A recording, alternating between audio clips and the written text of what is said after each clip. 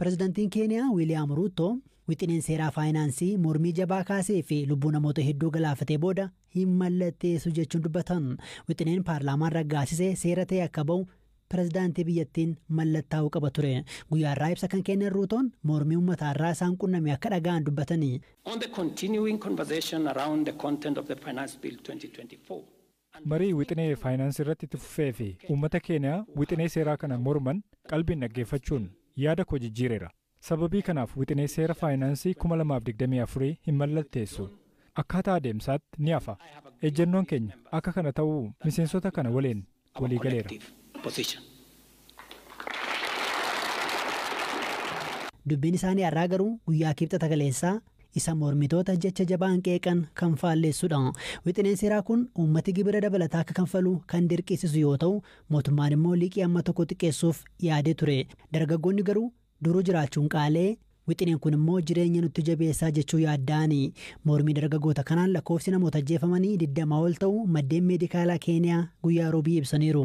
Murteen pirezidaantii Ruutoo garuu maalirraa maddee? Gaazexeessituu keenya dhimmicha itti dhiyeenyaan hordofaa jirtu Aslii Galgaloo gaafadheera. Galatoomii ammayyuu akkuma beeknu kalee galgala Ruutoon uummata doorsisaa ture. Deebiin isaa uummanni baay'ee mormii kaasee paarlaamaa ibitti qabsiisee meeshaalee hatanii waan hedduu kalee geggeeffamaa ture. Kanarra kan ka'e kalee galgala ibsa baasanii baay'ee aaree ture. Akka malee aaree wanti uummanni godhee waan ta'uu hin malle mootummaa fonqolchuu yaalanii waan hedduu haasa'e. Har'a immoo waan hin eegamnetu ta'e. Pirezidaantiin wixinee seeraa kan mallatteessaa jedhanii eegamaa ture. Ammoo inni waan uummanni hin eegin ta'e. Kaadhi isaa gargalchee jechuu lafa ka'ee amma mallatteessuu iyyatu uummata dhaga'ee wanti uummati sirrii jedhee akka hin mallatteessin ibsi. Kanaafuu maallaqa barbaachisu bakka biraarraa barbaannaa jedhee fakkeenyaa fi expenditure yookiin wantoota mootummaan sila fayyadamu mal budget mootummaarraa hir'isaa ka ofiis isarra jalqabee yookiin ka wajjirri isarra jalqabee ka paarlaamaa ka mana murtii hedduurraa kan hir'isaa malee wixinee seeraa kan hin dabarsuu jedhee hima. Akkuma jette kalee gantummaatu raawwatee jedhanii dubbatanii turanii har'a akka seeraatti silaa yeroo isaan mallatteessan seeratti jijjiirama ture. Murteen kun eegamee ture murteen Ruutoo kun. In eegamne. Murtee kanarra akka ga'aniif maaltu dhiibbaa uume jettee yaadda? Maali sababii? Murteen har'a kun hin eegamne. Mormii kalee jecha namoota ka poolisii qabeenya barbadaa'ee kanaattu ka'umsi ta'ee na fakkaata. Kaaniin ammoo uummanni ammallee mormiin guddaan akka jiru ibsanii turanii mormii borii kan dhaabuuf yookiin akka uummanni mormii kan lakkisuu fi murtee kan dabarsan fakkaata. Amma akkuma dura dhageenyetti guyyaa kaleessaa mormii tureen lakkoofsi namoota du'anii ibsamaa ture. Tarii meeqarra ga'e lakkoofsi kun wanni haaraa maali? Har'a jedhaniitti lakkoofsi garaagaraatu jira kan mirkanaa'ee hin jiru. Pireezidaantii Ruutoon reefu ka dubbate namoonni du'an 6 jedhee ammoo hakiimoonni yookiin dhaabbilee mirga namoota namii agamaatti du'an 13 jedhanii ka gaarii ammoo lakkoofsi kana caaluu danda'a jedhan. Ammaatti lakkoofsi namoota du'ee mirkanaa'uu hin dandeenye. Kadee mormii kana durumaa kaasaa turan keessaa dargaggoota ola deemtoota yookiin immoo qeerroodha. Jireenyi nutti jabaatee yoo labsiin kun hojiirra oolee dheettuu jireenyi nutti cimaa jedhanii yaaddaaniiti. Erga Ruutoon kana jedhan booda waan jedhan qabu isaan. Kan nama ajaa'ibu dargaggoonni dhugeeffachaa jiranii mormiin borii itti fufaa jedhanii miidiyaalee hawaasaa irratti qoodaa jiranii. Asiin dura mootummaan waan hedduu waadaa galee garuu kan tokkollee hojiirra hin oolchine jedhanii akka hin amanne ibsaa jiranii. Namoonni garii ammoo dhageeffachuu qabnaa mi'a jedhanii namni tasgabbaa'uu qabaa kanneen jedhan jiru ammoo harki caalan namoota mormiin borii itti fufaa jedhanii ibsaa jiru. Guyyaa kaleessaa pireezidaantii Ruutoon poolisiin alatti waraanni biyyattiillee akka bobba'u ajajaniiru. Kanaaf akkuma jedhame yoo mormiin ba'ama ta'e rakkoon hammaatu dhalatuu mala jennee dubbachuu dandeenya.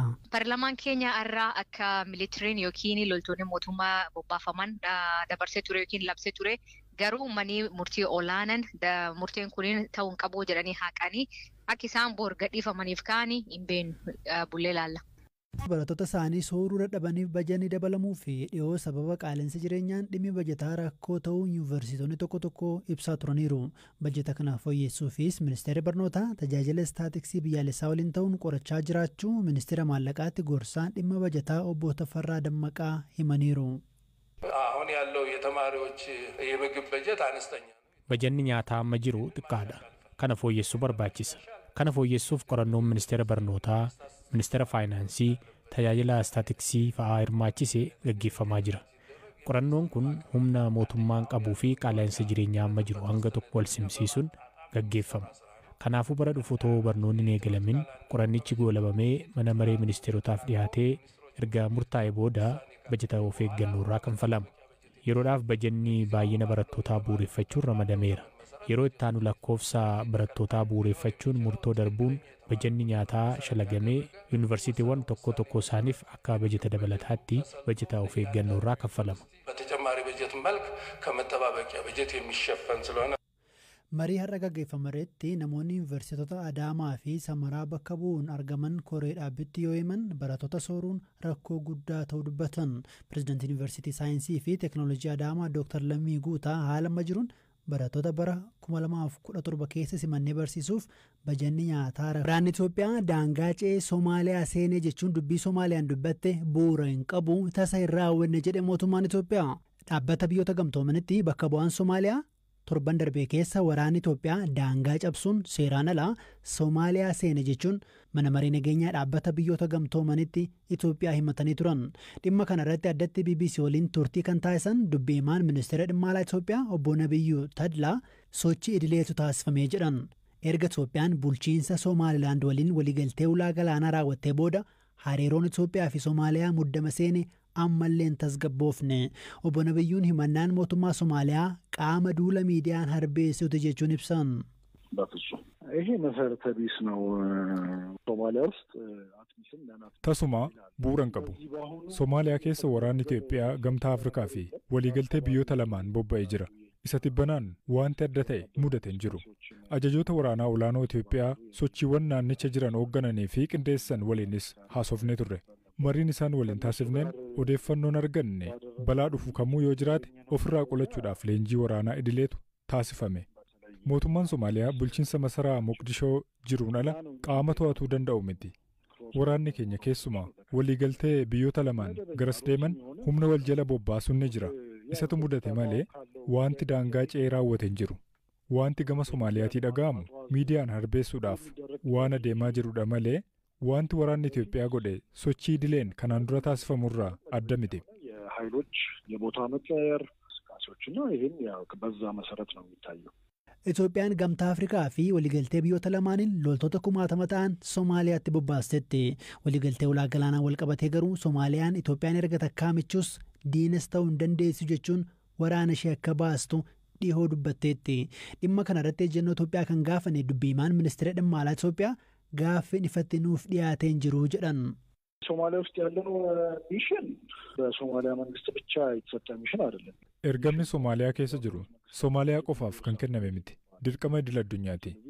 Waraanni nagaa kabachiisuudhaaf Soomaaliyaatti bobba'e ergama gamtaa Afrikaa dhaabbanni biyyoota gamtoomanis deeggaree kan seenedha. Wanti akkanaa yeroo jiraatu nutis irratti mari'annee ifatti gaaffii dhiyaatudha. Haala amma jiruun mootummaan Soomaaliyaa gamtaa Afrikaas ta'ee dhaabbata biyyoota gamtoomanii irraa Itoophiyaan waraana Soomaaliyaa keessaa qabdu akka baastu gaaffiin ifatti dhiyaatin jiru. Gaaffiin Soomaaliyaa irraa qofa kan dhiyaatu miti. Gaaffiin yoo dhufe ergama keenya erga raawwannee booda hawaasni idil addunyaa waraanni Itoophiyaa akka Soomaaliyaa keessa turu yoo yaade nutis itti gaafatama keenya ba'uudhaaf qophiidha.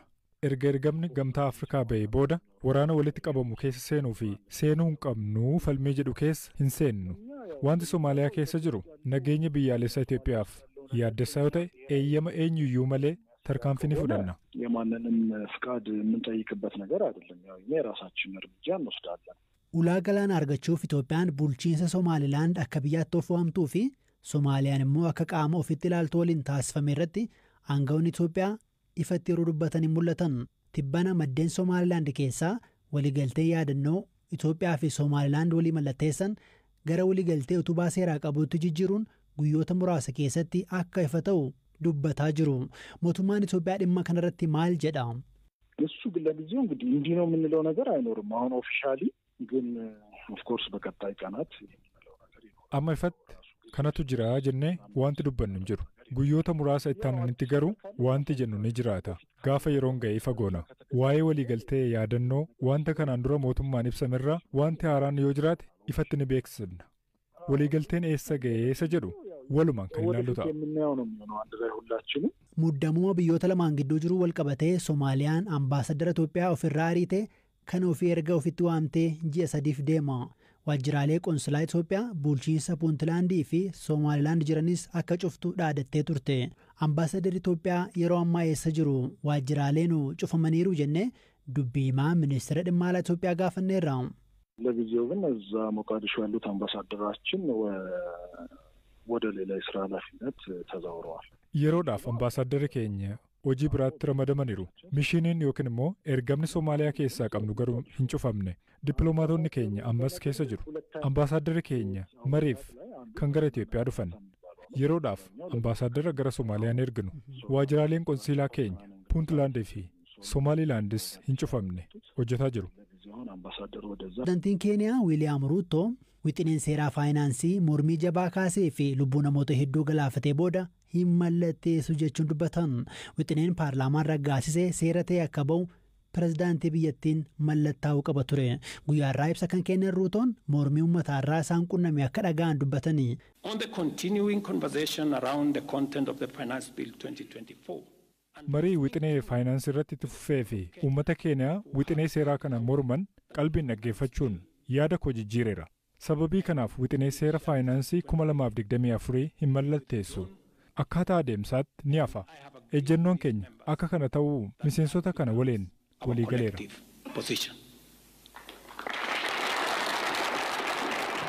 Dubbiin isaanii har'aa garuu guyyaa kibxata kaleessaa isa mormitoota jecha jabaan qeeqan kan faalleessudha. Wixineen seeraa kun uummati gibira dabalataa akka kanfalu kan dirqisiisu yoo ta'u, mootummaan immoo liqii amma tokko xiqqeessuuf yaadee ture. Dargaggoonni garuu duruu jiraachuun qaalee wixineen kun immoo jireenya nutti jabeessaa jechuu yaadda'ani. Mormii dargaggoota kanaan lakkoofsi namoota ajjeefamanii 20 ol ta'u maddeen meedikaalaa Keeniyaa guyyaa roobii ibsaniiru. Murteen pirezidaantii Ruutoo garuu maalirraa maddee? Gaazexeessituu keenya dhimmicha itti dhiyeenyaan hordofaa jirtu Aslii Galgaloo gaafadheera. Galatoomii ammayyuu akkuma beeknu kalee galgala Ruutoon uummata doorsisaa ture. Deebiin isaa uummanni baay'ee mormii kaasee paarlaamaa ibitti qabsiisee meeshaalee hatanii waan hedduu kalee geggeeffamaa ture. Kanarra kan ka'e kalee galgala ibsa baasanii baay'ee aaree ture. Akka malee aaree wanti uummanni godhee waan ta'uu hin malle mootummaa fonqolchuu yaalanii waan hedduu haasa'e. Har'a immoo waan hin eegamnetu ta'e. Pirezidaantiin wixinee seeraa kan mallatteessaa jedhanii eegamaa ture. Ammoo inni waan uummanni hin eegin ta'e. Kaadhi isaa gargalchee jechuu lafa ka'ee amma mallatteessuu iyyatu uummata dhaga'ee wanti uummati sirrii jedhee akka hin mallatteessin ibsi. Kanaafuu maallaqa barbaachisu bakka biraarraa barbaannaa jedhee fakkeenyaa fi expenditure yookiin wantoota mootummaan sila fayyadamu mal baajet mootummaarraa hir'isaa ka ofiis isarra jalqabee yookiin ka waajjirri isarra jalqabee ka paarlaamaa ka mana murtii hedduurraa kan hir'isaa malee wixinee seeraa kan dabarsuu jedhee